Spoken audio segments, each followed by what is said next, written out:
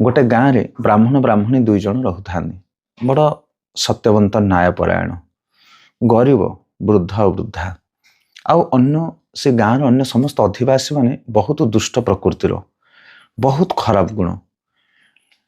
ब्राह्मण बुढ़ी सब कहूए पतिदेव को कि आम गाँ छाड़ी चली जा आमर तो किसी ना कंसा बासन दीटा लुगापटा दिखंड भंगा कुड़ियाटे ये गाँव में कौन पाई रही एते दुर्दांत गाँटी बहुत खराब प्रकृतिर लोक मैंने अच्छा किंतु ब्राह्मण बुझे दिए देख भगवान को इच्छा आम मैंने ये अच्छे दुख सुख तो सब लगी रोचे ये भाव में दिन अतिबाहित हो जाऊ थाए।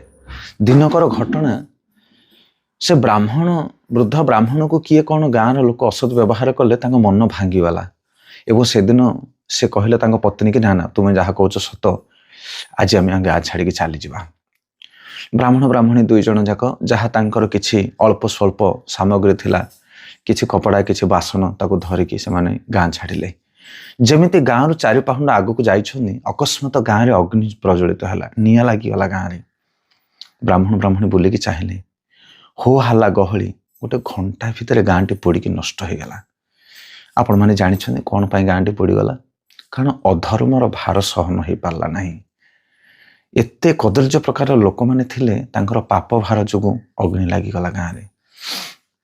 प्रश्न आसे आगुरु कौन पाई लगी नथिला कारण ये ब्राह्मण ब्राह्मणी दुई जन धर्मवंत व्यक्ति दुई जन थिले से गाँव रे सेइथिपाई यांकर धर्मर प्रभाव रे अन्य समस्तଙ୍କର पाप जाक टिके संभाली ही जाउथिला।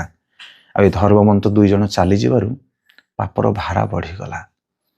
सेथिपाई गोटे राज्य रे हो गोटे देश रे हो गोटे गाँव रे हो गोटे परिवार रे हो जदि गोटे लोक भी भगवान भक्ति आचरण कर साधु मार्ग रे जाउछि ना तार प्रभाव पूरा गाँ देश परिवार उपर प्रभाव पड़े। जमिति प्रहलाद महाराज पूरा असुर वंश रे जणिए मात्र थिले भक्त लंका रे विभीषण गोटे परिवार मात्र थिले भक्त से आपण भावंतुनि आमे सुधरी गले कौन हो बहुत किसी हो पार जड़े जड़े साधु सारा पृथ्वी रे प्रचार करुछन्नी जमिति शिल प्रभुपा तांकर गुरु महाराज आदेश को नहीं तांकर प्रचेष्टा बल रे आज सारा पृथ्वी रे हरिनाम कीर्तन कीर्तित होउची से चेष्टा करंतु प्रयास करंतु सफल निश्चित मिलिबो। हरे कृष्ण।